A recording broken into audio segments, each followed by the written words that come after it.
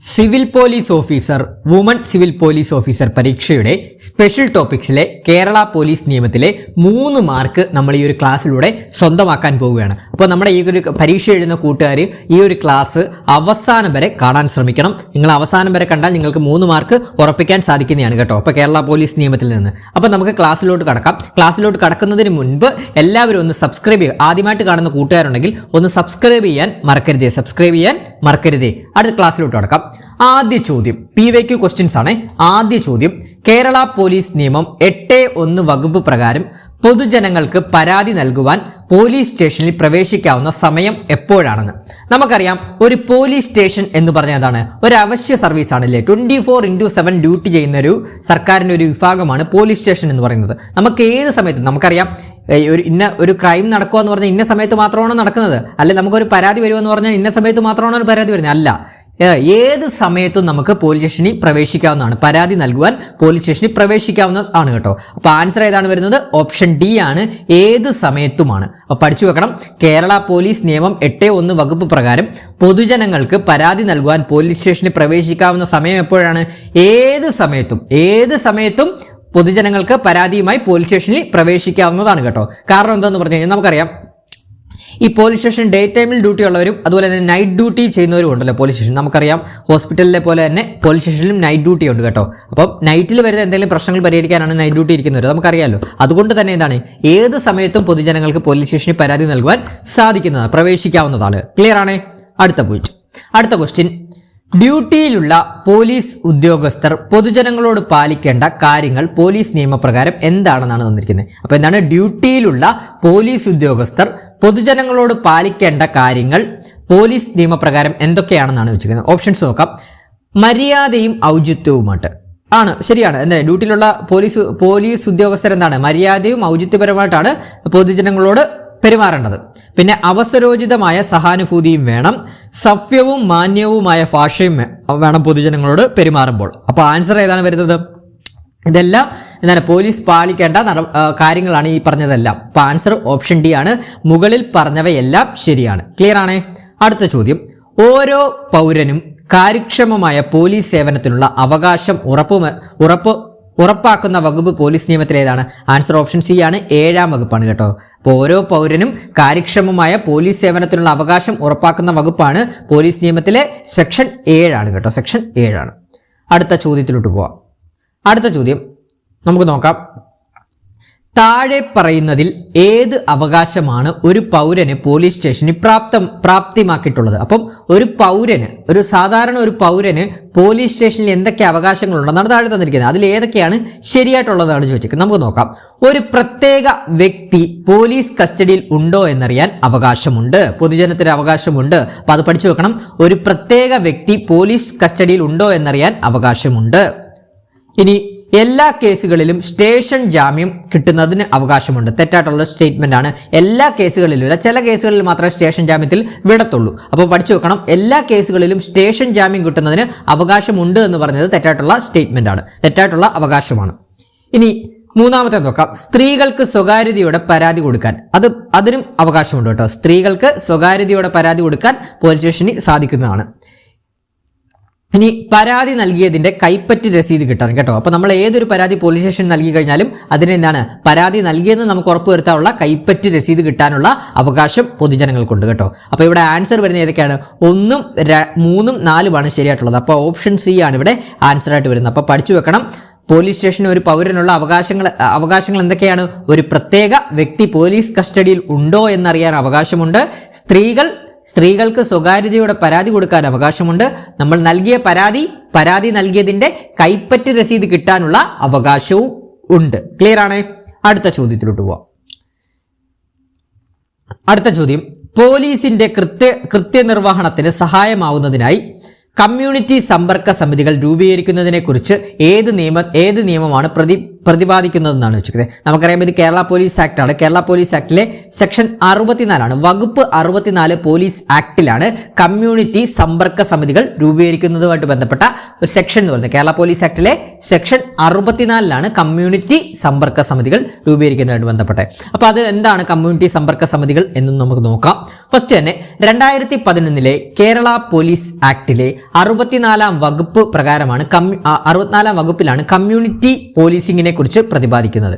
ഇനി എന്താണ് കമ്മ്യൂണിറ്റി സമ്പർക്ക സമിതികൾ എന്ന് പരീക്ഷയ്ക്ക് ചോദിച്ചാൽ നമ്മൾ ഉടനടി പറയണം, പോലീസിന്റെ ഔദ്യോഗിക കൃത്യനിർവഹണത്തിന് ആവശ്യമായ പൊതുജന പങ്കാളിത്തവും സഹായവും ഉറപ്പാക്കുന്നതിനായി ഓരോ പോലീസ് സ്റ്റേഷൻ പരിധിയിലും കമ്മ്യൂണിറ്റി സമ്പർക്ക സമിതികൾ രൂപീകരിക്കാൻ ഈ വ്യവസ്ഥ ചെയ്യുന്നു കേട്ടോ. അതായത് നമുക്കറിയാം പൊതുജനങ്ങളെയും സ്ഥലത്തെ പ്രധാനികളെയൊക്കെ ഉൾപ്പെടുത്തിയ ഒരു പോലീസ് എന്താണ് ഒരു കമ്മ്യൂണിറ്റി സമ്പർക്ക സമിതികൾ ഓരോ സ്റ്റേഷന്റെ കീഴിലും രൂപീകരിക്കേണ്ടതാണ്. കാര്യം എന്ന് പറഞ്ഞാൽ ഇപ്പം എന്തെങ്കിലും ബോധവൽക്കരണ പരിപാടികളായിക്കോട്ടെ, ക്രൈമിനെ കുറിച്ചുള്ള കാര്യങ്ങളായിക്കോട്ടെ, ഇതിനെല്ലാം ഒരു ബോധവൽക്കരണം ജനങ്ങൾക്ക് കുറച്ചുകൂടെ എന്താണ് ജനമൈത്രി ആവുന്ന രീതിയിൽ ജനസമ്പർക്കം നടത്താൻ വേണ്ടിയൊക്കെയാണ് ഇങ്ങനെ ഒരു കമ്മ്യൂണിറ്റി സമ്പർക്ക സമിതികൾ രൂപീകരിക്കുന്നത്. അപ്പോൾ പഠിച്ചു നോക്കണം, section 64 Kerala police act section 64 community പോലീസിംഗിനെ കുറിച്ച് പറയുന്നത്. അപ്പൊ കമ്മ്യൂണിറ്റി സമ്പർക്ക സമിതികൾ എന്ന് പറഞ്ഞാൽ എന്താണ്? പോലീസിന്റെ ഔദ്യോഗിക കൃത്യനിർവഹണത്തിന് ആവശ്യമായ പൊതുജന പങ്കാളിത്തവും സഹായവും ഉറപ്പാക്കുന്നതിനായി ഓരോ പോലീസ് സ്റ്റേഷൻ പരിധിയിലും കമ്മ്യൂണിറ്റി സമ്പർക്ക സമിതികൾ രൂപീകരിക്കാൻ ഈ വകുപ്പ് വ്യവസ്ഥ ചെയ്യുന്നു. ക്ലിയർ ആണ്? ഇനി അടുത്ത പോയിന്റുകൾ നോക്കാം. ഈ ഒരു കമ്മ്യൂണിറ്റി സമ്പർക്ക സമിതിയുടെ രൂപീകരണ ചുമതല എന്ന് പറഞ്ഞാൽ ജില്ലാ പോലീസ് മേധാവിക്കാണ് കേട്ടോ. ജില്ലാ പോലീസ് മേധാവിക്കാണ് ഈ സമിതികൾ രൂപീകരിക്കാനുള്ള ചുമതലയുള്ളത്. District police ചീഫിനാണ്. പഠിച്ചു വെക്കണം, ജില്ലാ പോലീസ് മേധാവിക്കാണ് കമ്മ്യൂണിറ്റി സമ്പർക്ക സമിതികൾ രൂപീകരിക്കാനുള്ള ചുമതല ഉള്ളത്. ഇനി ഈ ഒരു കമ്മ്യൂണിറ്റി സമ്പർക്ക സമിതിയിലെ പ്രാതിനിധ്യം അതായത് മെമ്പേഴ്സായിട്ട് വരുന്നത് ആരൊക്കെയാണെന്ന് നോക്കാം. ഈ സമിതികളിൽ സ്ത്രീകൾ, സാമൂഹിക സേവന പ്രൊഫഷണൽ രംഗത്തിലുള്ളവർ, പട്ടികജാതി പട്ടികവർഗ വിഭാഗങ്ങളിലുള്ളവർ തുടങ്ങി സമൂഹത്തിലെ എല്ലാ തുറകളിലും ഉള്ള പ്രാദേശിക നിവാസികൾ കൃത്യമായ പ്രാതിനിധ്യം ഉണ്ടായിരിക്കണം കേട്ടോ. അപ്പോൾ പഠിച്ചു വെക്കണേ, ഈ ഒരു കമ്മ്യൂണിറ്റി സമ്പർക്ക സമിതിയിൽ മെയിനായിട്ട് വേണ്ട ആൾക്കാർ എന്താണ്? സ്ത്രീകൾ വേണം, സ്ത്രീകൾ നിർബന്ധമായിട്ട് വേണം. പിന്നെ സാമൂഹിക സേവന പ്രൊഫഷണൽ രംഗത്തിലുള്ളവർ, പിന്നെ പട്ടികജാതി പട്ടികവർഗ വിഭാഗത്തിൽപ്പെട്ടവർ നിർബന്ധമായിട്ടും വേണം. ഇവർ തുടങ്ങി സമൂഹത്തിലെ എല്ലാ തുറകളിലുമുള്ള പ്രാദേശിക നിവാസികൾക്ക് കൃത്യമായ പ്രാതിനിധ്യം ഈ ഒരു കമ്മ്യൂണിറ്റി സമ്പർക്ക സമിതികളിൽ ഉണ്ടായിരിക്കണം. ഇനി പരീക്ഷയ്ക്ക് ചോദിക്കാം, കമ്മ്യൂണിറ്റി സമ്പർക്ക സമിതിയുടെ പ്രധാന ലക്ഷ്യം എന്താണ്? പഠിച്ചു വെക്കണം. പ്രദേശത്തെ ക്രമസമാധാന പ്രശ്നങ്ങൾ കണ്ടെത്തുക, കുറ്റകൃത്യങ്ങൾ തടയുന്നതിനുള്ള ബോധവൽക്കരണ പരിപാടികൾ ആസൂത്രണം ചെയ്യുക, ജനങ്ങളും പോലീസും തമ്മിലുള്ള സമ്പർക്കം വർദ്ധിപ്പിക്കുക എന്നിവയാണ് പ്രധാന ലക്ഷ്യങ്ങൾ. ഇത് നിങ്ങൾ പ്രതീക്ഷിച്ചോളൂ, മാർക്ക് ചോദിക്കാൻ സാധ്യത കൂടിയൊരു പോയിന്റാണ്, സ്റ്റേറ്റ്മെന്റ് ആയിട്ട് ചോദിക്കാം. അപ്പൊ ഇങ്ങനെയായിരിക്കും ചോദിക്കുന്ന പരീക്ഷയ്ക്ക്. താഴെ തന്നിരിക്കുന്നവയിൽ കമ്മ്യൂണിറ്റി സമ്പർക്ക സമിതിയുടെ പ്രധാന ലക്ഷ്യങ്ങളിൽ പെട്ടവ ഏതൊക്കെ എന്നായിരിക്കും ചോദിക്കുന്നത്. അപ്പൊ ഏതൊക്കെയാണ്? പ്രദേശത്തെ ക്രമസമാധാന പ്രശ്നങ്ങൾ കണ്ടെത്തുക, കുറ്റകൃത്യങ്ങൾ തടയുന്നതിനുള്ള ബോധവൽക്കരണ പരിപാടികൾ ആസൂത്രണം ചെയ്യുക, ജനങ്ങളും പോലീസും തമ്മിലുള്ള സമ്പർക്കം വർദ്ധിപ്പിക്കുക എന്നിവയാണ് കമ്മ്യൂണിറ്റി സമ്പർക്ക സമിതിയുടെ പ്രധാന ലക്ഷ്യങ്ങളായിട്ട് വന്നിരിക്കണം. അറിഞ്ഞിരിക്കണേ, 1 മാർക്ക് പ്രതീക്ഷിക്കാം. കമ്മ്യൂണിറ്റി സമ്പർക്ക സമിതിയിൽ നിന്ന് 1 മാർക്ക് പ്രതീക്ഷിക്കാം. ക്ലിയർ ആണേ? അടുത്ത ചോദ്യത്തിലോട്ട് പോവാം. അടുത്ത ചോദ്യം, പോലീസ് ആക്ട് പ്രകാരം സ്പെഷ്യൽ പോലീസ് ഓഫീസറായി താൽക്കാലിക നിയമനത്തിന് പരിഗണിക്കപ്പെടാവുന്ന വ്യക്തിയുടെ പ്രായപരിധി എത്രയാണ്? സ്പെഷ്യൽ പോലീസ് ഓഫീസറായിട്ട് നിയമിക്കാൻ പോകുന്ന വ്യക്തിയുടെ പ്രായപരിധിയാണ് ചോദിച്ചിരിക്കുന്നത്. ആൻസർ ഓപ്ഷൻ ബി ആണ്. 18 വയസ്സ് മുതൽ 60 വയസ്സ് വരെയാണ് കേട്ടോ. 18 വയസ്സ് മുതൽ 60 വയസ്സ് വരെയാണ് സ്പെഷ്യൽ പോലീസ് ഓഫീസറായിട്ട് നിയമിക്കുന്ന ഒരാളുടെ പ്രായപരിധി. നമുക്കറിയാം, സ്പെഷ്യൽ പോലീസ് ഓഫീസറായ ട്രാഫിക് ഒക്കെ നിയന്ത്രിക്കാനൊക്കെ നിൽക്കുന്ന ആൾക്കാരെ ഒക്കെ നമ്മൾ ഡെയിലി ലൈഫിൽ കാണുന്നതാണല്ലോ. അവർ ചിലപ്പോൾ പ്രായം കൂടിയവർ കാണും, അല്ലെ പ്രായം കുറഞ്ഞവർ കാണും. നിങ്ങൾ എന്തെങ്കിലും ശ്രദ്ധിച്ചിട്ടുണ്ടായിരിക്കുമല്ലോ. അപ്പോൾ അത് വെച്ച് കണക്ട് ചെയ്തോണം. അപ്പോൾ എന്താണ് സ്പെഷ്യൽ പോലീസ് ഓഫീസർ എന്ന് പറഞ്ഞു കഴിഞ്ഞാൽ പരീക്ഷയ്ക്ക് ചോദിക്കും. സെക്ഷൻ 98 സ്പെഷ്യൽ പോലീസ് ഓഫീസറെ കുറിച്ച് പറയുന്നത്. അപ്പോൾ കേരള പോലീസ് ആക്ടിലെ സെക്ഷൻ 98 സ്പെഷ്യൽ പോലീസ് ഓഫീസറെ കുറിച്ച് പറയുന്നത്. നോക്കാം. ജില്ലാ പോലീസ് മേധാവിക്ക് സർക്കാരിന്റെ ഉത്തരവുകൾക്ക് വിധേയമായി ക്രമസമാധാന പാലനത്തിൽ പോലീസിനെ സഹായിക്കുന്നതിനായി സ്പെഷ്യൽ പോലീസ് ഓഫീസർമാരെ താൽക്കാലികമായി നിയമിക്കാവുന്നതാണ് കേട്ടോ. അപ്പോൾ പഠിച്ചു വെക്കണം, എങ്ങനെയാണ് ഇവരെ നിയമിക്കുന്നത്? ജില്ലാ പോലീസ് മേധാവിക്ക്. അപ്പൊ സ്പെഷ്യൽ പോലീസ് ഓഫീസറെ നിയമിക്കുന്നത് ആരാണ്? ജില്ലാ പോലീസ് മേധാവിയാണ്. അപ്പൊ ജില്ലാ പോലീസ് മേധാവിക്ക് സർക്കാരിന്റെ ഉത്തരവുകൾക്ക് വിധേയമായി ക്രമസമാധാന പാലനത്തിൽ പോലീസിനെ സഹായിക്കുന്നതിനായി സ്പെഷ്യൽ പോലീസ് ഓഫീസർമാരെ താൽക്കാലികമായി നിയമിക്കാവുന്നതാണ്. നമുക്കറിയാം കൊറോണ ടൈമിലൊക്കെ ഒരുപാട് സ്പെഷ്യൽ ഓഫീസർമാരെയൊക്കെ നിയമിച്ചിട്ടുള്ളതാണ്. പിന്നെ നമ്മുടെ ശബരിമലയിലൊക്കെ വരുന്നതാണ്. പിന്നെ എന്താണ് ട്രാഫിക് കൺട്രോളിങ്ങിലൊക്കെ സ്പെഷ്യൽ ഓഫീസർമാരൊക്കെ നമ്മൾ ഡെയിലി ലൈഫിൽ കണ്ടിട്ടുള്ളതാണ്. പഠിച്ചു നോക്കണം. ഇനി നമ്മളോട് പരീക്ഷയ്ക്ക് വയ്ക്കാം സ്പെഷ്യൽ പോലീസ് ഓഫീസറുടെ യോഗ്യത എന്തൊക്കെയാണെന്നാണ്. യോഗ്യതയുള്ളവര്, സ്പെഷ്യൽ പോലീസ് ഓഫീസർ ആവാൻ യോഗ്യതയുള്ളവരെന്ന് പറഞ്ഞു കഴിഞ്ഞാൽ മുൻ സൈനികർ അഥവാ എക്സ് സർവീസ്മാൻ. നമ്മൾ കേട്ടിട്ടുണ്ടായിരിക്കും എക്സ് സർവീസ്മാനൊക്കെ സ്പെഷ്യൽ പോലീസ് ഓഫീസറായിട്ടൊക്കെ നിയമിക്കാവുന്നതാണ്. മുൻ സൈനികർ, വിരമിച്ച പോലീസ് ഉദ്യോഗസ്ഥർ, അല്ലെങ്കിൽ NCC NSS student police cadet തുടങ്ങിയവയിൽ പരിചയസമ്പന്നരായ വ്യക്തികളെയാണ് ഈ ഒരു തസ്തികയിലേക്ക് പരിഗണിക്കുന്നത്. അപ്പോൾ പഠിച്ചു നോക്കണം. യോഗ്യത എന്താണ്? ഒന്നെങ്കിൽ മുൻ സൈനികരായിരിക്കണം, എക്സ് സർവീസ്മാൻ ആയിരിക്കണം, അല്ലെങ്കിൽ വിരമിച്ച പോലീസ് ഉദ്യോഗസ്ഥർ, അല്ലെങ്കിൽ NCC NSS student police cadet തുടങ്ങിയവയിൽ പരിചയസമ്പന്നരായ വ്യക്തികളെയാണ് ഈ ഒരു തസ്തികയിലേക്ക് പരിഗണിക്കുന്നത്. ക്ലിയർ ആണ്? ഇനി ഈ ഒരു സ്പെഷ്യൽ പോലീസ് ഓഫീസറുടെ അധികാരങ്ങൾ എന്തൊക്കെയാണ്? ഇത്തരത്തിൽ നിയമിക്കപ്പെടുന്ന ഒരു സ്പെഷ്യൽ പോലീസ് ഓഫീസർക്ക് സാധാരണ പോലീസ് ഉദ്യോഗസ്ഥനുള്ള അതേ അധികാരങ്ങളും സംരക്ഷണങ്ങളും ഉണ്ടായിരിക്കുന്നതാണ് കേട്ടോ. അതൊന്ന് അറിഞ്ഞിരിക്കണേ. ഇത്തരത്തിൽ നിയമിക്കപ്പെടുന്ന ഒരു സ്പെഷ്യൽ ഓഫീസർക്ക് സാധാരണ പോലീസ് ഉദ്യോഗസ്ഥനുള്ള അതേ അധികാരങ്ങളും സംരക്ഷണവും ഉണ്ടായിരിക്കുന്നതാണ്. ഇനി നിയന്ത്രണങ്ങൾ, ഈ സ്പെഷ്യൽ ഓഫീസർക്കുള്ള നിയന്ത്രണങ്ങൾ എന്തൊക്കെയാണെന്ന് നോക്കാം. സ്പെഷ്യൽ പോലീസ് ഓഫീസർമാർക്ക് യാതൊരുവിധ ആയുധങ്ങളും നൽകാൻ പാടുള്ളതല്ല. കൂടാതെ കേസുകളുടെയോ പരാതികളുടെയോ അന്വേഷണ ചുമതല ഇവരെ ഏൽപ്പിക്കാൻ പാടില്ല. അപ്പോൾ പഠിച്ചു വെക്കണം. ഈ സ്പെഷ്യൽ പോലീസ് ഓഫീസറാണ് നിയമിക്കുന്ന ആൾക്ക് എന്താണ് ഒരു കാരണവശാലും യാതൊരുവിധ ആയുധങ്ങളും നൽകാൻ പാടില്ലാത്തതാണ് കേട്ടോ. പാടില്ല. ഇവർക്ക് ആയുധങ്ങൾ കൊടുക്കാൻ പാടില്ല. ഇവർ സ്പെഷ്യൽ പോലീസ് ഓഫീസർമാരാണ്, ഇവർക്ക് കൊടുക്കാൻ പാടില്ല.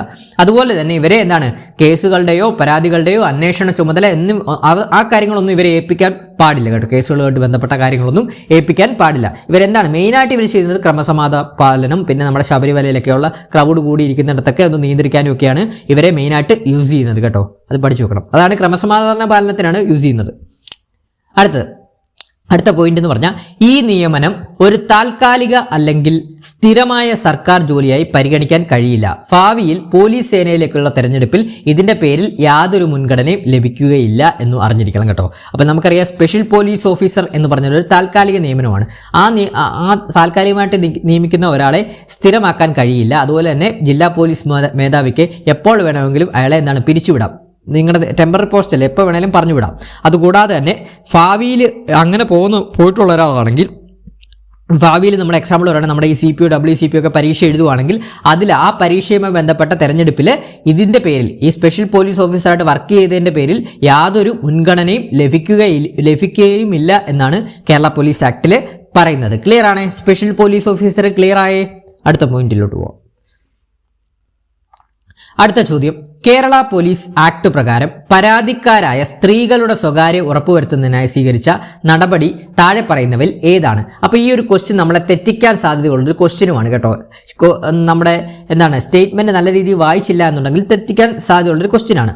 അപ്പോൾ എന്താണ് ഇവിടെ പറഞ്ഞിട്ടുള്ളത്? കേരള പോലീസ് ആക്ട് പ്രകാരം പരാതിക്കാരായ സ്ത്രീകളുടെ, നോട്ട് ചെയ്തോണേ, പരാതിക്കാരായ സ്ത്രീകളുടെ സ്വകാര്യത ഉറപ്പുവരുത്തുന്നതിന് സ്വീകരിച്ച നടപടി താഴെ പറയുന്നവയിൽ ഏതാണെന്ന് നോക്കാം. നമുക്ക് നോക്കാം. എല്ലാ പോലീസ് സ്റ്റേഷനിലും വനിതാ പോലീസിന്റെ സേവനം ഉറപ്പുവരുത്തുക. അത് ശരിയാണ്. പിന്നെ ജനമൈത്രി പോലീസ് സ്റ്റേഷൻ സ്ഥാപിച്ചുകൊണ്ട്, അതങ്ങനെ നമുക്ക് പറയാൻ പറ്റില്ല. സ്ത്രീകളുടെ മാത്രമല്ലല്ലോ ജനമൈത്രി പോലീസ്, അത് വരില്ല. ഇനി പരാതിക്കാർക്ക് അഭിഭാഷകന്റെ സേവനം ഉറപ്പുവരുത്തിക്കൊണ്ട്, അത് സ്ത്രീകൾക്ക് മാത്രമല്ലല്ലോ, എല്ലാവർക്കും കിട്ടുന്നൊരു ആനുകൂല്യമല്ലേ, അത് പറ്റില്ല. പിന്നെ എല്ലാ പ്രദേശത്തും കമ്മ്യൂണിറ്റി സമ്പർക്ക സമിതി രൂപീകരിച്ചുകൊണ്ടും പറ്റില്ല, അത് എല്ലാവർക്കും കിട്ടുന്നതാണ്. അപ്പോൾ ഇവിടെ സ്ത്രീകളുടെ സ്വകാര്യത ഉറപ്പുവരുത്തുന്ന സ്വീകരിച്ച നടപടി ഏതാണെന്ന് ചോദിച്ചു കഴിഞ്ഞാൽ എല്ലാ പോലീസ് സ്റ്റേഷനിലും വനിതാ പോലീസിന്റെ സേവനം ഉറപ്പുവരുത്തുക എന്നാണ്. അപ്പോൾ ഇതിന്റെ ആൻസർ വരുന്നത് ഏതാണ് ആൻസർ വരുന്നത്? ഓപ്ഷൻ ബി ആണ്. ഒന്നാമത്തെ നടപടി മാത്രമാണ് ഇവിടെ ശരിയായിട്ടുള്ളത്. അതായത് ശരിയെന്ന് ഉദ്ദേശിച്ചത് സ്ത്രീകളുടെ സ്വകാര്യത ഉറപ്പുവരുത്തുന്ന സ്വീകരിച്ച നടപടികളിൽ ചേർന്ന് നിൽക്കുന്ന നടപടി ഒന്നാമത്തെയാണ്. എല്ലാ പോലീസ് സ്റ്റേഷനിലും വനിതാ പോലീസിന്റെ സേവനം ഉറപ്പുവരുത്തുക. ക്ലിയർ ആണ്? അപ്പോൾ നമ്മൾ ഇങ്ങനെയുള്ള ക്വസ്റ്റ്യൻസ് പ്രതീക്ഷിക്കാം കേട്ടോ. അപ്പോൾ ക്വസ്റ്റ്യൻ നന്നായിട്ട് വായിച്ചതിന് ശേഷമേ ആൻസർ കറപ്പിക്കാവൂ കേട്ടോ. ഇനി അടുത്ത ചോദ്യത്തിലോട്ട് പോവാം. അടുത്ത ചോദ്യം, താഴെ പറയുന്നവയിൽ ശരിയായ പ്രസ്താവന തിരഞ്ഞെടുക്കുക. താഴെ പറയുന്നവയിൽ ശരിയായ പ്രസ്താവന, നോട്ട് ചെയ്തോളെ, താഴെ പറയുന്നവയിൽ ശരിയായ പ്രസ്താവന തിരഞ്ഞെടുക്കുക. എന്താണെന്ന് നമുക്ക് നോക്കാം. ഒരു പോലീസ് ഉദ്യോഗസ്ഥന് തന്റെ കൃത്യനിർവഹണത്തിന്റെ ഭാഗമായി ഏത് സ്ഥലത്തും എപ്പോൾ വേണമെങ്കിലും പ്രവേശിക്കാവുന്നതാണ്. അത് തെറ്റായിട്ടുള്ള സ്റ്റേറ്റ്മെന്റ് അല്ലേ? ആണു. പിന്നെ പോലീസ് ഉദ്യോഗസ്ഥന് കുറ്റകൃത്യം തടയുന്നതിനായി ഏതൊരു വ്യക്തിയുടെ സേവനം ആവശ്യപ്പെടാവുന്നതാണ്. അതും ഏതൊരു വ്യക്തിയുടെ സേവനം ആവശ്യപ്പെടാൻ പറ്റില്ല. അല്ലാതെ മൈനറായിട്ടിരിക്കുന്ന ഒരാളുടെ സേവനം ആവശ്യപ്പെടാൻ പറ്റുമോ? ഇല്ല. അപ്പൊ അത് തെറ്റായിട്ടുള്ള സ്റ്റേറ്റ്മെന്റ് ആണ്. ഇനി ആവശ്യപ്പെട്ട സേവനം നൽകാത്ത വ്യക്തിയെ അറസ്റ്റ് ചെയ്യാനുള്ള അധികാരം പോലീസ് ഉദ്യോഗസ്ഥനുണ്ട്. അതൊരിക്കലും ശരിയായിട്ടുള്ള സ്റ്റേറ്റ്മെന്റ് അല്ല. പിന്നെ കുറ്റകൃത്യം ചെയ്യാൻ ഉപയോഗിച്ച വസ്തു പിടിച്ചെടുക്കാൻ പോലീസ് ഉദ്യോഗസ്ഥന് അധികാരമുണ്ട്. അത് ശരിയാണ്. അപ്പോൾ ഇവിടെ ആൻസർ ഓപ്ഷൻ സി ആണ്. 4ാമത്തെ പ്രസ്താവന മാത്രമാണ് ശരി. ഞാൻ ഒന്ന് ഡീറ്റെയിൽ ആയിട്ട് പറയുമ്പോൾ നിങ്ങൾക്ക് മനസ്സിലാവും. അതായത് ഫസ്റ്റ് തന്നെ എന്ന് വെച്ചാൽ ഒരു പോലീസ് ഉദ്യോഗസ്ഥന് തന്റെ കൃത്യനിർവഹണത്തിന്റെ ഭാഗമായി ഏത് സ്ഥലത്തും എപ്പോൾ വേണമെങ്കിലും പ്രവേശിക്കാവുന്നതാണ്. ഏത് സ്ഥലത്തും എപ്പോൾ വേണമെങ്കിലും ഒരു പോലീസ് ഉദ്യോഗസ്ഥന് കയറി ചെല്ലാൻ പറ്റുമോ? ഇല്ല. വാറണ്ട് ഉണ്ടെങ്കിൽ മാത്രമല്ലേ പരിശോധിക്കാൻ പറ്റൂ. അപ്പോൾ അത് വെച്ച് കണക്ട് ചെയ്തോണം. നമ്മുടെ ബേസിക് നോളജ് ആണ്, അത് വെച്ച് കണക്ട് ചെയ്തോണം. അപ്പോൾ അത് തെറ്റായിട്ടുള്ള സ്റ്റേറ്റ്മെന്റ് ആണ്. ഇനി രണ്ടാമത്തേത്, പോലീസ് ഉദ്യോഗസ്ഥന് കുറ്റകൃത്യം തടയുന്നതിനായി ഏതൊരു വ്യക്തിയുടെ സേവനവും ആവശ്യപ്പെടാവുന്നതാണ്. നമുക്കറിയാം ഏതൊരു വ്യക്തി നിർദ്ദേശിക്കും ചിലപ്പോൾ 18 വയസ്സ് താഴെയുള്ള ഒരാളുടെ സേവനം ആവശ്യപ്പെടാൻ പറ്റുമോ? ഇല്ല. അപ്പോൾ പറയുമ്പോൾ അങ്ങനെ പറയണമായിരുന്നു. ഇവിടെ പറഞ്ഞിട്ടുള്ള ഏതൊരു വ്യക്തിയുടെ സേവനം ആവശ്യപ്പെടാവുന്നതാണെന്ന് പറഞ്ഞാൽ തെറ്റായിട്ടുള്ള സ്റ്റേറ്റ്മെന്റ് ആണ്. ഇനി ആവശ്യപ്പെട്ട സേവനം നൽകാത്ത വ്യക്തിയെ അറസ്റ്റ് ചെയ്യാനുള്ള അധികാരം പോലീസ് ഉദ്യോഗസ്ഥനുണ്ട്. അതും തെറ്റായിട്ടുള്ള സ്റ്റേറ്റ്മെന്റ് ആണ്. പോലീസിന് ഒരു സഹായം ചെയ്തതിനും അയാൾ ചെയ്തു തരാൻ പറ്റത്തില്ല എന്ന് പറഞ്ഞതിന്റെ പേരിൽ അയാളെ അറസ്റ്റ് ചെയ്യാൻ പോലീസിന് അധികാരം ഇല്ല എന്നാണ് പറയുന്നത്. ഇനി 4ാമത്തെ സ്റ്റേറ്റ്മെന്റ് എന്ന് പറഞ്ഞാൽ കുറ്റകൃത്യം ചെയ്യാൻ ഉപയോഗിച്ച വസ്തു പിടിച്ചെടുക്കാൻ പോലീസ് ഉദ്യോഗസ്ഥന് അധികാരമുണ്ട്. അത് ശരിയായിട്ടുള്ള സ്റ്റേറ്റ്മെന്റ് ആണ്.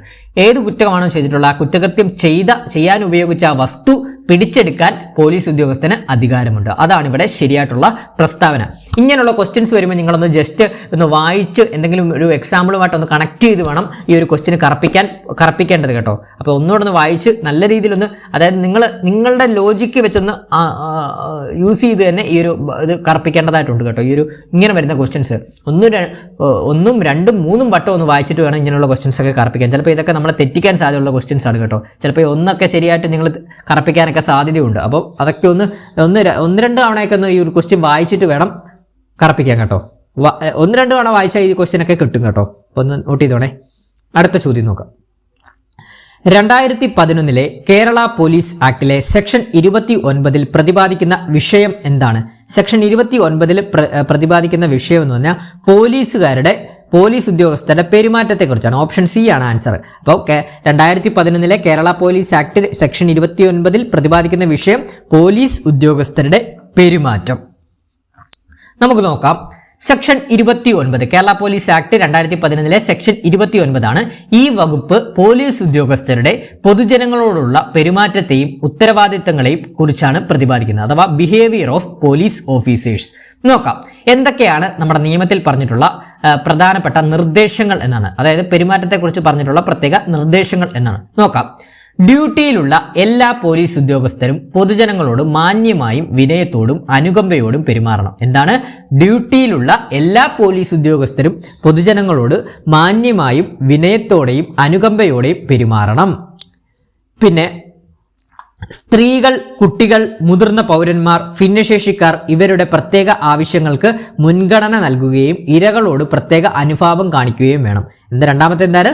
സ്ത്രീകൾ, കുട്ടികൾ, മുതിർന്ന പൗരന്മാർ, അതുപോലെ തന്നെ ഭിന്നശേഷിക്കാർ എന്നിവരുടെ പ്രത്യേക ആവശ്യങ്ങൾക്ക് മുൻഗണന നൽകുകയും ഇരകളോട് പ്രത്യേക അനുഭാവം കാണിക്കുകയും വേണം.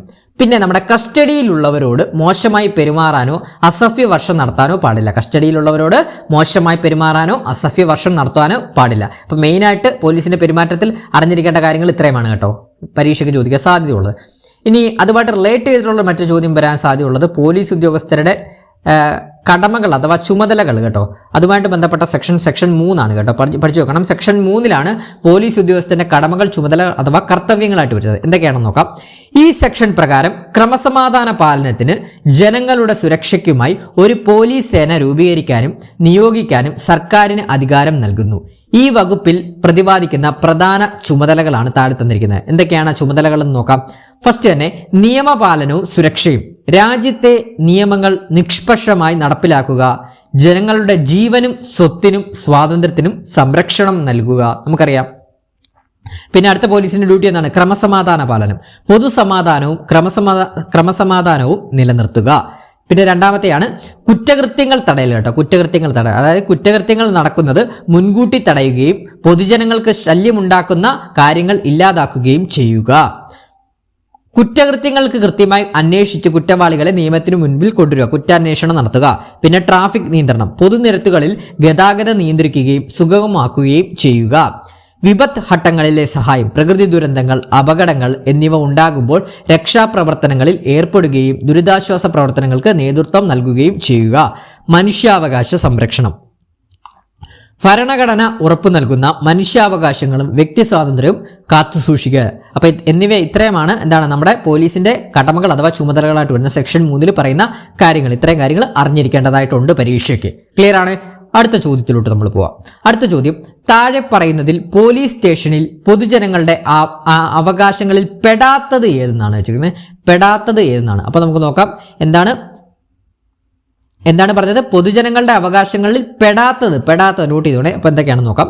പോലീസ് സ്റ്റേഷനിൽ നിന്ന് നിയമാനുസൃത സേവനം ലഭിക്കുന്നതിന്, ശരിയാണ്, അത് നമ്മുടെ പൊതുജനങ്ങളുടെ അവകാശമാണ്. പോലീസ് സ്റ്റേഷനിൽ നിന്ന് നിയമാനുസൃത സേവനം ലഭിക്കുന്നത് അവകാശമാണ്.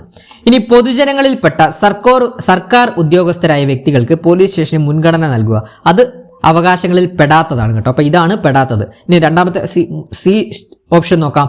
ന്യായമായ നിയന്ത്രണങ്ങൾക്ക് വിധേയമായി പോലീസ് സ്റ്റേഷന്റെ ചുമതലയുള്ള ഉദ്യോഗസ്ഥനെ കാണുവാനും കാര്യങ്ങൾ ബോധിപ്പിക്കാനുമുള്ള അവകാശം, ശരിയാണ്, അവകാശമാണ്.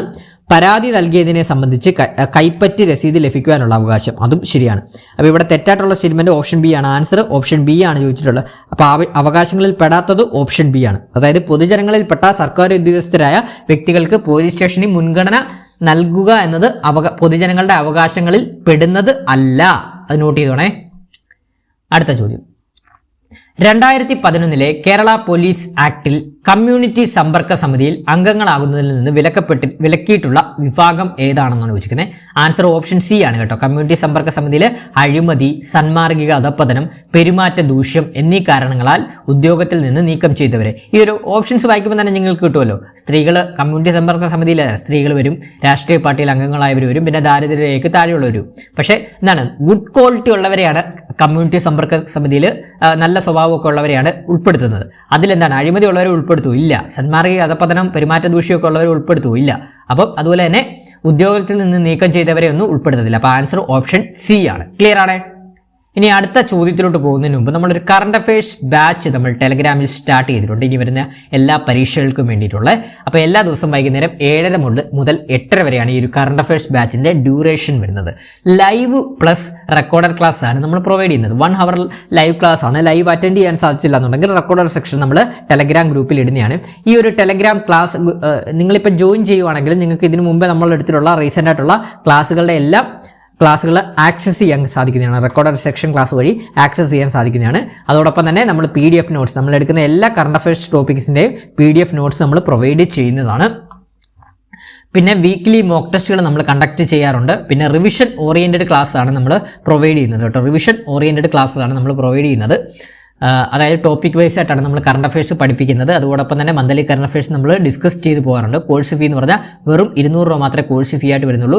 ഈ 200 രൂപയ്ക്ക് നിങ്ങൾക്ക് 6 മാസത്തേക്ക്, അതായത് നമ്മുടെ വില്ലേജ് ഫീൽഡ് അസിസ്റ്റന്റ് പരീക്ഷ വരെയുള്ള കറണ്ട് അഫയേഴ്സ് ക്രാക്ക് ചെയ്യാൻ സാധിക്കുന്നതാണ്.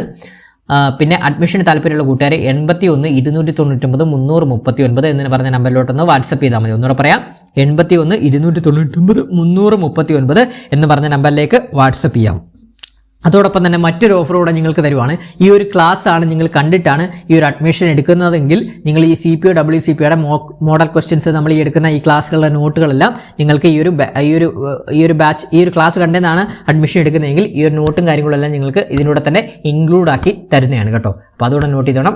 ഈ ഒരു CPOയുമായിട്ട് ബന്ധപ്പെട്ട മോക്ക് ടെസ്റ്റുകളും മോഡൽ ക്വസ്റ്റ്യൻസിൻ്റെയും ഒക്കെ റിവിഷൻ നോട്ടുകളും ഒക്കെ വേണമെന്നുണ്ടെങ്കിൽ ഈ ഒരു ബാച്ചിൽ ജോയിൻ ചെയ്യുന്നതിനോടൊപ്പം തന്നെ നിങ്ങൾക്കത് ആക്സസ് ചെയ്യാൻ ഞാൻ തരുന്നതാണ് കേട്ടോ. അപ്പോൾ എത്രയും പെട്ടെന്ന് തന്നെ എല്ലാവരും ജോയിൻ ചെയ്യുക. നിങ്ങൾക്ക് എന്തായാലും ഇത് കറണ്ട് അഫയേഴ്സ് പക്കയാക്കാൻ സാധിക്കുന്ന ഒരു ബാച്ച് ആയിരിക്കും കേട്ടോ. ഇപ്പോൾ ഏകദേശം നമ്മൾ 100-ൽ അധികം ആൾക്കാരായിട്ടുണ്ട് നമ്മുടെ ഈ ഒരു കറണ്ട് അഫയേഴ്സ് ബാച്ചിൽ. അപ്പോൾ എത്രയും പെട്ടെന്ന് തന്നെ നിങ്ങളും ജോയിൻ ചെയ്യാൻ ശ്രമിക്കുക. അടുത്ത പോയിന്റിലോട്ട് പോകാം. അടുത്ത ചോദ്യം, പൊതുജനങ്ങൾക്ക് പോലീസ് സ്റ്റേഷനിൽ നിന്ന് ലഭിക്കേണ്ട അവകാശങ്ങളിൽ താഴെ കൊടുത്തിട്ടുള്ളവയിൽ ഏത് ഉൾപ്പെട്ടിട്ടില്ല? അപ്പോൾ പിന്നെ ആ ചോദ്യമാണ് വരുന്നത്.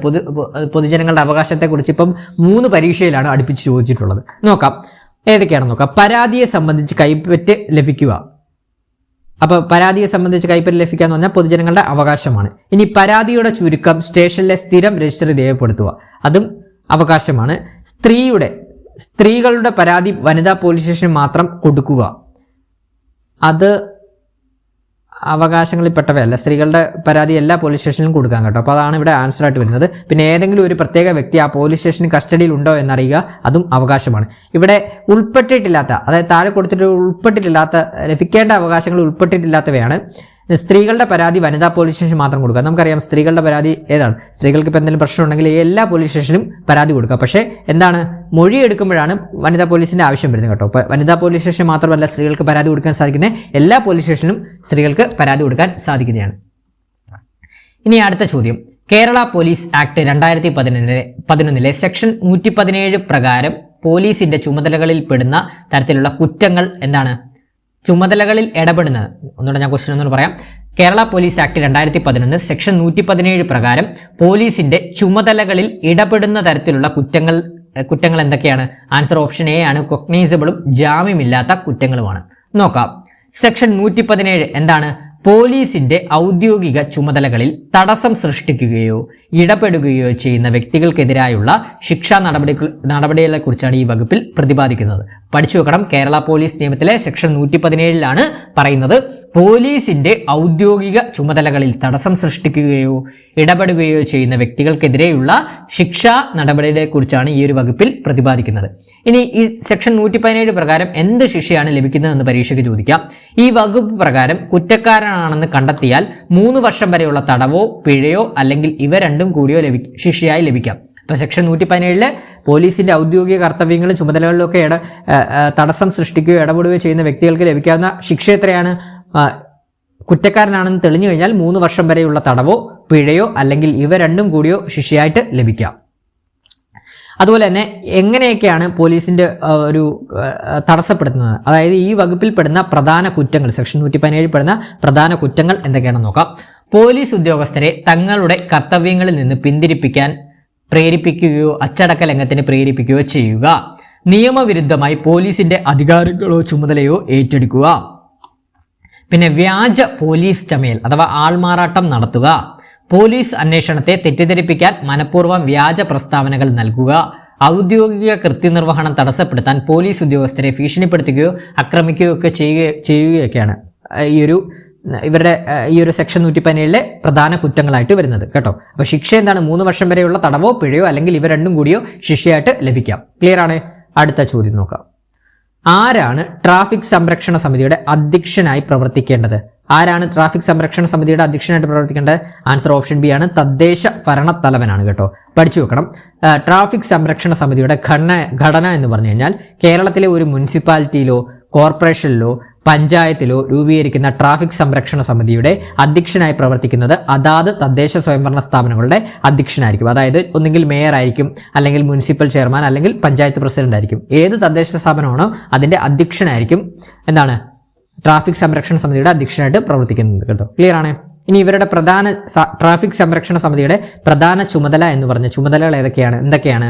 പൊതുജനങ്ങൾക്ക് ഗതാഗതവുമായി ബന്ധപ്പെട്ടുണ്ടാകുന്ന തടസ്സങ്ങൾ, ബുദ്ധിമുട്ടുകൾ, അപകടങ്ങൾ എന്നിവ ഒഴിവാക്കുന്നതിനും സുഗമമായ ഗതാഗതം ഉറപ്പാക്കുന്നതിനും ആവശ്യമായ തീരുമാനങ്ങൾ എടുക്കുക എന്നതാണ് ഈ സമിതിയുടെ ലക്ഷ്യം.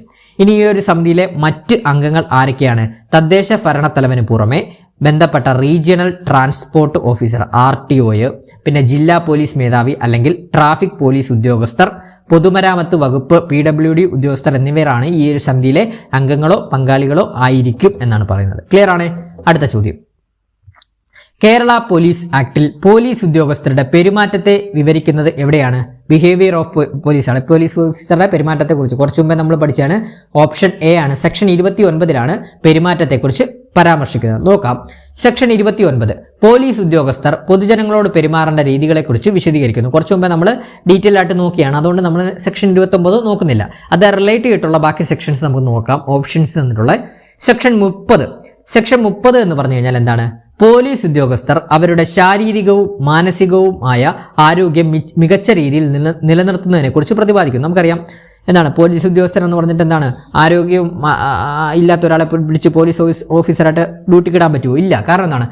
പോലീസ് ഉദ്യോഗസ്ഥർ എപ്പോഴും അവരുടെ ആരോഗ്യവും ഹെൽത്തും ഒക്കെ എപ്പോഴും മെയിൻറ്റെയിൻ ചെയ്തിരിക്കണം. കാരണം എന്താണ്, പ്രതികളെ പിടിക്കാനുള്ളതാണ്. അപ്പോൾ പഠിച്ചു വെക്കണം. കേരള പോലീസ് നിയമത്തിലെ section 30 police officers to maintain good health. അതായത് പോലീസ് ഉദ്യോഗസ്ഥർ അവരുടെ ശാരീരികവും മാനസികവും ആരോഗ്യവും മികച്ച രീതിയിൽ നിലനിർത്തുന്നതിനെ കുറിച്ച് കേരള പോലീസ് നിയമത്തിലെ സെക്ഷൻ 30 പറയുന്നത്. ഇനി സെക്ഷൻ 31 പറയുന്നത് എന്താണ്, police to keep information confidential. അതായത് ഔദ്യോഗികമായി ലഭിക്കുന്ന രഹസ്യ വിവരങ്ങൾ അതീവ രഹസ്യമായി സൂക്ഷിക്കാൻ പോലീസ് ബാധ്യസ്ഥരാണെന്ന് വ്യക്തമാക്കുന്നു. പരീക്ഷയ്ക്ക് ചോദിക്കാം, ഔദ്യോഗികമായി ലഭിക്കുന്ന രഹസ്യ വിവരങ്ങൾ അതീവ രഹസ്യമായി സൂക്ഷിക്കാൻ പോലീസ് ബാധിതരാണെന്ന് പറയുന്ന കേരള പോലീസ് ആക്ടിലെ വകുപ്പ് ഏതാണെന്ന് പരീക്ഷയ്ക്ക് ചോദിക്കാം. ഏതാണ്? സെക്ഷൻ 31 കേട്ടോ. ഇനി സെക്ഷൻ 32 എന്താണ്, police officer liable to explain ആണ്. അതായത് പോലീസിന്റെ ഏതൊരു നിയമപരമായ നടപടിയെക്കുറിച്ചും പൊതുജനങ്ങൾക്ക് വിശദീകരണം നൽകാൻ അവർ ബാധ്യസ്ഥരാണെന്ന് ഇതിൽ പറയുന്നു കേട്ടോ. പഠിച്ചു നോക്കണേ. സെക്ഷൻ 32 പറയുന്നത് പോലീസിന്റെ ഏതൊരു നിയമപരമായ നടപടിയെക്കുറിച്ചും പൊതുജനങ്ങൾക്ക് വിശദീകരണം നൽകാൻ അവർ ബാധ്യസ്ഥരാണെന്ന് ഇതിൽ പറയുന്നു. ഇനി അടുത്ത ചോദ്യത്തിലോട്ട് പോവാം. കേരള പോലീസ് ആക്ട് 98 വകുപ്പ് പ്രകാരം സ്പെഷ്യൽ പോലീസ് ഓഫീസറെ നിയമിക്കുന്നത് ആരാണ്? നമ്മൾ കുറച്ചു മുമ്പേ പഠിച്ചാണ്. ആരാണ്? ജില്ലാ പോലീസ് മേധാവിയാണ്. ജില്ലാ പോലീസ് മേധാവിയാണ് സ്പെഷ്യൽ പോലീസ് ഓഫീസറെ നിയമിക്കുന്നത്. അപ്പോൾ പഠിച്ചു നോക്കണം. കേരള പോലീസ് ആക്ടിലെ 98 സെക്ഷൻ 98 സ്പെഷ്യൽ പോലീസ് ഓഫീസറെ കുറിച്ച് പറയുന്നത്. നിയമിക്കുന്നത് ജില്ലാ പോലീസ് മേധാവിയാണ്. നമ്മൾ കുറച്ച് മുമ്പ് പഠിച്ചാണ്. സ്പെഷ്യൽ പോലീസ് ഓഫീസർ എന്ന് പറഞ്ഞാൽ എന്താണ്? ക്രമസമാധാന പാലനത്തിന് പോലീസിനെ സഹായിക്കുന്നതിന് സ്പെഷ്യൽ പോലീസ് ഓഫീസർമാരെ താൽക്കാലികമായിട്ടാണ് നിയമിക്കുന്നത്. നിയമനാധികാരി സ്പെഷ്യൽ പോലീസ് ഓഫീസർമാരെ നിയമിക്കാനുള്ള പൂർണ്ണാധികാരം ജില്ലാ പോലീസ് മേധാവിക്കാണ്. ഇനി യോഗ്യതകളും നമ്മൾ കുറച്ച് മുമ്പേ പറഞ്ഞതാണ്, എന്നാലും ഞാൻ ഒന്നുകൂടെ പറയാം. സ്പെഷ്യൽ പോലീസ് ഓഫീസർ ആവേണ്ട യോഗ്യതകൾ എന്ന് പറഞ്ഞാൽ പ്രായപരിധി 18 വയസ്സിനും 60 വയസ്സിനും മധ്യേ പ്രായമുള്ളവരായിരിക്കണം പ്രായപരിധി വരുന്നത്, ഏജ് ലിമിറ്റ് വരുന്നത്. ഇനി മുൻഗണന എന്ന് പറഞ്ഞാൽ മുൻ സൈനികർ, എക്സ് സർവീസ്മാന്, വിരമിച്ച പോലീസ് ഉദ്യോഗസ്ഥർ, ഹോം ഗാർഡുകൾ, NCC, NSS അല്ലെങ്കിൽ സ്റ്റുഡന്റ് പോലീസ് കേഡറ്റ് എന്നിവയിൽ പ്രവൃത്തി പരിചയമുള്ളവർക്കാണ് ഈ തസ്തികയിലേക്ക് മുൻഗണന ലഭിക്കുന്നു. പിന്നെ ശാരീരിക ക്ഷമതയും നല്ല സ്വഭാവവുമുള്ള വ്യക്തികളായിരിക്കണം സ്പെഷ്യൽ പോലീസ് ഓഫീസറായിട്ട് വരേണ്ടത്. ക്ലിയർ ആണ്? ഇനി അടുത്ത ചോദ്യത്തിലോട്ട് നമുക്ക് പോവാം. അപ്പോൾ ക്ലാസ് കാണുന്ന കൂട്ടുകാരുണ്ടെങ്കിൽ ഒന്ന് സബ്സ്ക്രൈബ് ചെയ്യാനും ലൈക്ക് ചെയ്യാനും അഭിപ്രായങ്ങൾ രേഖപ്പെടുത്താനും ഹൈപ്പ് ചെയ്യാനും മറക്കരുതേ. എഫേർട്ട് എടുത്താണ് ക്ലാസ്സുകൾ നിങ്ങൾക്ക് മുമ്പിൽ അവതരിപ്പിക്കുന്നത്. അടുത്ത ചോദ്യം. കേരള പോലീസ് ആക്ട് 117 വകുപ്പ് പ്രകാരം പോലീസിന്റെ ചുമതലകളിൽ ഇടപെടുന്നതിനുള്ള പരമാവധി ശിക്ഷ എത്രയാണ്? കുറച്ചു മുമ്പ് നമ്മൾ പഠിച്ചതാണ്. എന്താണ്? ഓപ്ഷൻ ഡി 3 വർഷമാണ് കേട്ടോ. അപ്പോൾ പോലീസിന്റെ ചുമതലകളിൽ ഇടപെടുന്നതിനുള്ള പരമാവധി ശിക്ഷ എത്രയാണ്? 3 വർഷം. സെക്ഷൻ 117 സെക്ഷൻ 117 നമ്മൾ കുറച്ചു മുമ്പേ പഠിച്ചതാണ്. സെക്ഷൻ 117 അല്ലേ? ഇതെല്ലാം നമ്മൾ കഴിഞ്ഞ ദിവസം നമ്മൾ പഠിച്ചതാണ് കേട്ടോ. 3 വർഷം തടവെന്നല്ല, ഇത് കഴിഞ്ഞ ക്വസ്റ്റ്യനിൽ പഠിച്ചതാണ്. അതുകൊണ്ട് ഞാൻ ഡീറ്റെയിൽ ആയിട്ട് പറയുന്നില്ല കേട്ടോ. ഇനി അടുത്ത ചോദ്യത്തിലോട്ട് പോവാം. കേരള പോലീസ് ആക്ട് പ്രകാരം സംസ്ഥാന സുരക്ഷാ കമ്മീഷന്റെ സെക്രട്ടറി ആരാണ്? സംസ്ഥാന സുരക്ഷാ കമ്മീഷന്റെ സെക്രട്ടറി ആരാണ്? സംസ്ഥാന പോലീസ് മേധാവിയാണ്. പഠിച്ചു വെക്കണേ. സംസ്ഥാന സുരക്ഷാ കമ്മീഷന്റെ സെക്രട്ടറി സംസ്ഥാന പോലീസ് മേധാവിയാണ്. അപ്പോൾ നമുക്ക് നോക്കാം. 2011 കേരള പോലീസ് ആക്ടിലെ സെക്ഷൻ 24 പ്രകാരമാണ് സംസ്ഥാന സുരക്ഷാ കമ്മീഷൻ രൂപീകരിച്ചിട്ടുള്ളത്. State security commission. പരീക്ഷയ്ക്ക് ചോദിക്കുക, സംസ്ഥാന സുരക്ഷാ കമ്മീഷൻ ഏത് വകുപ്പ് പ്രകാരമാണ് രൂപീകരിച്ചതെന്ന് ചോദിക്കാം. അപ്പോൾ കേരള പോലീസ് ആക്ടിലെ സെക്ഷൻ 24 പ്രകാരമാണ് സംസ്ഥാന സുരക്ഷാ കമ്മീഷൻ രൂപീകരിച്ചിരിക്കുന്നത്. എന്തിനാണ് ഈ ഒരു സംസ്ഥാന സുരക്ഷാ കമ്മീഷൻ എന്ന് പറഞ്ഞു കഴിഞ്ഞാൽ, പോലീസ് സേനയുടെ മികച്ച പ്രവർത്തനത്തിനായുള്ള വിശാലമായ നയരൂപീകരണ മാർഗരേഖകൾ തയ്യാറാക്കുക എന്നതാണ് ഈ കമ്മീഷന്റെ പ്രധാന ചുമതല. അപ്പൊ എന്തിനാണ് സംസ്ഥാന സുരക്ഷാ കമ്മീഷന്റെ ചുമതല എന്ന് പറഞ്ഞു കഴിഞ്ഞാൽ, പോലീസ് സേനയുടെ മികച്ച പ്രവർത്തനത്തിനായുള്ള വിശാലമായ നയരൂപീകരണ മാർഗരേഖകൾ തയ്യാറാക്കുക എന്നതാണ് ഈ ഒരു കമ്മീഷന്റെ പ്രധാന ചുമതല. ഇനി സംസ്ഥാന സുരക്ഷാ കമ്മീഷന്റെ ഘടന എന്ന് പറഞ്ഞു കഴിഞ്ഞാൽ, കമ്മീഷനിൽ ഔദ്യോഗികവും അനൌദ്യോഗികവുമായ അംഗങ്ങൾ ഉൾപ്പെടുന്നുണ്ട്. നോക്കാം. ചെയർമാൻ എപ്പോഴും സംസ്ഥാന ആഭ്യന്തര വകുപ്പ് മന്ത്രിയാണ് കേട്ടോ. അപ്പോൾ സംസ്ഥാന സുരക്ഷാ കമ്മീഷനിലെ ചെയർമാൻ എപ്പോഴും സംസ്ഥാന ആഭ്യന്തരമന്ത്രിയാണ്. അപ്പം നിലവിലെ കേരളത്തിലെ ആഭ്യന്തരമന്ത്രി ആരാണ്? രമേശ് ചെന്നിത്തലയാണ്. നിലവിലെ ആഭ്യന്തരമന്ത്രി രമേശ് ചെന്നിത്തലയാണ്. അപ്പോൾ അദ്ദേഹമാണ് ഇപ്പോഴത്തെ ചെയർമാൻ കേട്ടോ. അപ്പോൾ സംസ്ഥാന സുരക്ഷാ കമ്മിറ്റിയുടെ ചെയർമാൻ സംസ്ഥാന ആഭ്യന്തരമന്ത്രി, സെക്രട്ടറി സംസ്ഥാന പോലീസ് മേധാവിയാണ്. സ്റ്റേറ്റ് പോലീസ് ചീഫാണ് സെക്രട്ടറി ആയിട്ട് വരുന്നത്. അതാണ് ക്വസ്റ്റ്യൻ ചോദിച്ചിട്ടുള്ളത്. അപ്പം നിലവിലെ നമ്മുടെ സംസ്ഥാന പോലീസ് മേധാവി ആരാണ്? അത് കേരളത്തിലെ DGP ആരാണ്? റവാഡ ചന്ദ്രശേഖറാണ് കേട്ടോ. പഠിച്ചു വെക്കണേ, പരീക്ഷയ്ക്ക് ചോദിക്കും. നിലവിലെ കേരളത്തിലെ DGP ആരാണ്? റവാഡ ചന്ദ്രശേഖറാണ്. ഇനി മറ്റ് പ്രധാന ഔദ്യോഗിക അംഗങ്ങളായിട്ട് വരുന്നത് നിയമവകുപ്പ് മന്ത്രി, പ്രതിപക്ഷ നേതാവ്, ചീഫ് സെക്രട്ടറി, ആഭ്യന്തര വകുപ്പ് സെക്രട്ടറി എന്നിവർ ഇതിൽ അംഗങ്ങളാണ്. കൂടാതെ ഗവർണർ നാമനിർദ്ദേശം ചെയ്യുന്ന 3 അനൌദ്യോഗിക അംഗങ്ങളും ഇതിലുണ്ട്. അപ്പോൾ പഠിച്ചു വെക്കണം, വളരെ ഇമ്പോർട്ടൻ്റ് ആണ്. സംസ്ഥാന സുരക്ഷാ കമ്മീഷനിലെ അംഗങ്ങൾ ആരൊക്കെയാണ്? മറ്റ് പ്രധാന ഔദ്യോഗിക അംഗങ്ങൾ ആരൊക്കെയാണ്? നിയമവകുപ്പ് മന്ത്രി, പ്രതിപക്ഷ നേതാവ്, ചീഫ് സെക്രട്ടറി, ആഭ്യന്തര വകുപ്പ് സെക്രട്ടറി എന്നിവർ ഇതിൽ അംഗങ്ങളാണ്. കൂടാതെ ഗവർണർ നാമനിർദ്ദേശം ചെയ്യുന്ന 3 അനൌദ്യോഗിക അംഗങ്ങളും ഇതിലുണ്ട്. ഇനി ഈ ഒരു കമ്മീഷന്റെ കാലാവധി എന്ന് പറഞ്ഞാൽ സംസ്ഥാന സുരക്ഷാ കമ്മീഷന്റെ കാലാവധി 5 വർഷമാണ് കേട്ടോ. നമുക്കറിയാം മന്ത്രിസഭ മാറി വരുമ്പോൾ പുതിയ സംസ്ഥാന സുരക്ഷാ കമ്മീഷൻ വരുമല്ലോ, അത് തന്നെയാണ് ഉദ്ദേശിക്കുന്നത്. സംസ്ഥാന സുരക്ഷാ കമ്മീഷന്റെ കാലാവധി 5 വർഷമാണ്. ഇനി അടുത്ത ചോദ്യം നോക്കാം. കേരള പോലീസ് ആക്ട് സെക്ഷൻ 64 താഴെ പറയുന്നവയിൽ എന്തിനെ പറ്റിയാണ്? സെക്ഷൻ 64 നമ്മൾ പഠിച്ചാണ് എന്തിനാണ്? കമ്മ്യൂണിറ്റി പോലീസിങ്ങിനെ കുറിച്ചാണ് സെക്ഷൻ 64 പറയുന്നത്. സെക്ഷൻ 64 കമ്മ്യൂണിറ്റി പോലീസ്, അതായത് കുറച്ചു മുമ്പേ നമ്മൾ പഠിച്ചതുമാണ്. എന്താണ്? ജില്ലാ പോലീസ് മേധാവി പോലീസിന്റെ കൃത്യനിർവഹണത്തിൽ പൊതുവായ സഹായം നൽകാൻ വേണ്ടി ആ പ്രദേശത്തെ കമ്മ്യൂണിറ്റിയുടെ പ്രതിനിധികൾ എന്ന നിലയിൽ തദ്ദേശവാസികൾ ഉൾപ്പെടുന്ന കമ്മ്യൂണിറ്റി സമ്പർക്ക സമിതികൾ ഓരോ പോലീസ് സ്റ്റേഷന് വേണ്ടിയും രൂപീകരിക്കേണ്ടതാണ്. നോക്കാം. കമ്മ്യൂണിറ്റി സമ്പർക്ക സമിതിയിൽ പോലീസ് സ്റ്റേഷൻ അധികാര പരിധിയിലുള്ള സമൂഹത്തിലെ എല്ലാ വിഭാഗങ്ങളിലും സേവന തൊഴിൽ മേഖലകളിലുള്ളവർക്കും സ്ത്രീകൾ, പട്ടികജാതി, പട്ടിക ഗോത്രവർഗ വിഭാഗക്കാർ എന്നിവർക്കും ന്യായമായ പ്രാതിനിധ്യം ഉണ്ടായിരിക്കേണ്ടതാണ്. കമ്മ്യൂണിറ്റി സമ്പർക്ക സമിതി ആ പ്രദേശത്ത് നിലവിലുള്ളതും ഉണ്ടായേക്കാവുന്ന പൊതു സ്വഭാവമുള്ള പോലീസ് സേവനാവശ്യങ്ങൾ പോലീസിന്റെ അർഹമായ പരിഗണനയ്ക്കായി കണ്ടെത്തുകയും ആ പ്രദേശത്തിന്റെയോ അല്ലെങ്കിൽ അതിന്റെ ഏതെങ്കിലും ഭാഗത്തിന്റെയോ സുരക്ഷ ഉറപ്പാക്കാനുള്ള കർമ്മ പദ്ധതികൾ വികസിപ്പിക്കേണ്ടതാണ്. കമ്മ്യൂണിറ്റി സമ്പർക്ക സമിതിക്ക് സുരക്ഷിതത്വ ബോധം, രക്ഷാബോധം, കുറ്റകൃത്യ നിവാരണം, നിയമസാക്ഷരത എന്നിവ പ്രോത്സാഹിപ്പിക്കുന്നതിന് പരിപാടികൾ ആവിഷ്കരിക്കാവുന്നതാണ്. പരീക്ഷയ്ക്ക് ചോദിക്കാമേ. കമ്മ്യൂണിറ്റി സമ്പർക്ക സമിതികൾക്ക് സുരക്ഷിതത്വ ബോധം, രക്ഷാബോധം, കുറ്റകൃത്യ നിവാരണം, നിയമസാക്ഷരത എന്നിവ പ്രോത്സാഹിപ്പിക്കുന്നതിനായി പരിപാടികൾ ആവിഷ്കരിക്കാവുന്നത് ആണ്. ഇനി അടുത്ത ചോദ്യം നോക്കാം. ആരാണ് ട്രാഫിക് സംരക്ഷണ സമിതിയുടെ അധ്യക്ഷനായി പ്രവർത്തിക്കേണ്ടത്? ആരാണ്? നമ്മൾ കുറച്ചു മുമ്പേ പഠിച്ചാണ്. ഓപ്ഷൻ ബി ആണ്, തദ്ദേശ ഭരണ തലവനാണ് കേട്ടോ. അപ്പം ഇതെല്ലാം നമ്മൾ പഠിച്ചതാണ്. അതിന് ചെയർമാനായിട്ട് വരുന്ന തദ്ദേശ സ്വയംഭരണ തലവനാണ്. സെക്ഷൻ 72 അതുകൂടെ ഒന്ന് പറഞ്ഞിരിക്കണേ. ട്രാഫിക് സംരക്ഷണ സമിതിയുമായിട്ട് ബന്ധപ്പെട്ട കേരള പോലീസിലെ ആക്ടിലെ പറയുന്ന സെക്ഷൻ 72 സെക്ഷൻ 72 പ്രകാരമാണ് എല്ലാ തദ്ദേശ സ്വയംഭരണ സ്ഥാപനങ്ങളിലും ഒരു ട്രാഫിക് റെഗുലേറ്ററി കമ്മിറ്റി രൂപീകരിക്കേണ്ടത് എന്ന് പറയുന്നത്. അധ്യക്ഷൻ അതാത് തദ്ദേശ സ്വയംഭരണ സ്ഥാപനത്തിന്റെ ചെയർമാന് അല്ലെങ്കിൽ പഞ്ചായത്ത് പ്രസിഡന്റ്, മുനിസിപ്പൽ ചെയർപേഴ്സൺ അല്ലെങ്കിൽ കോർപ്പറേഷൻ മേയർ ആയിരിക്കും അധ്യക്ഷനായിട്ട് വരുന്നത്. പിന്നെ അംഗങ്ങൾ RTO, പോലീസ് മേധാവി, ജില്ലാ പോലീസ് മേധാവി അല്ലെങ്കിൽ അദ്ദേഹം ചുമതലപ്പെടുത്തുന്ന ഉദ്യോഗസ്ഥൻ, പൊതുമരാമത്ത് വകുപ്പ് മന്ത്രി, പൊതുമരാമത്ത് വകുപ്പ് PWD ഉദ്യോഗസ്ഥർ, PWD പ്രതിനിധികൾ എന്നിവർ ഈ സമിതിയിൽ അംഗങ്ങളായിരിക്കണം. പ്രധാന ചുമതലകൾ പൊതുജനങ്ങൾക്ക് ഗതാഗത തടസ്സമോ അപകടങ്ങളോ ഉണ്ടാകാത്ത രീതിയിൽ വാഹനങ്ങളുടെ പാർക്കിംഗ്, ഓട്ടോ ടാക്സി സ്റ്റാൻഡുകളുടെ ക്രമീകരണം, റോഡുകളിലെ ഗതാഗത നിയന്ത്രണങ്ങൾ എന്നിവ നിശ്ചയിക്കുന്നത് ഈ സമിതിയിലാണ്. ക്ലിയർ ആണ്? അപ്പോൾ നമ്മൾ ഇന്നത്തെ ക്ലാസ്സിൽ പഠിച്ചത് കേരള പോലീസ് ആക്ടുമായിട്ട് ബന്ധപ്പെട്ട PYQ. ഇത്ര 2021 മുതലാണ് നമ്മുടെ സ്പെഷ്യൽ ടോപ്പിക്സ് ചോദ്യങ്ങൾ വന്നു തുടങ്ങിയിട്ടുള്ളത്. അപ്പോൾ 2021 മുതൽ 2025 വരെയുള്ള എല്ലാ ക്വസ്റ്റ്യൻസും സ്പെഷ്യൽ ടോപ്പിക്സിലെ കേരള പോലീസ് ആക്ടുമായിട്ട് ബന്ധപ്പെട്ട എല്ലാ ക്വസ്റ്റ്യൻസും നമ്മൾ ഇന്നത്തെ ക്ലാസ്സിലൂടെ ഡിസ്കസ് ചെയ്തു. അപ്പോൾ ഈ ടൈപ്പ് ഓഫ് ക്വസ്റ്റ്യൻസ് ആണ് നിങ്ങളോട് ചോദിക്കാൻ സാധ്യതയുള്ളത്. അപ്പോൾ ഈ ഒരു ക്വസ്റ്റ്യൻസും ഈ പറഞ്ഞ സെക്ഷൻസും ഒക്കെ നിങ്ങൾ നോക്കി വെക്കണം. ഇതെല്ലാം റിപ്പീറ്റ് ചെയ്ത് തന്നെ ചോദിക്കാൻ സാധ്യത വളരെ കൂടുതലാണ്. അപ്പോൾ ഇന്നത്തെ ക്ലാസ് നിങ്ങൾക്ക് ഇഷ്ടപ്പെട്ടെന്ന് വിശ്വസിക്കുന്നു.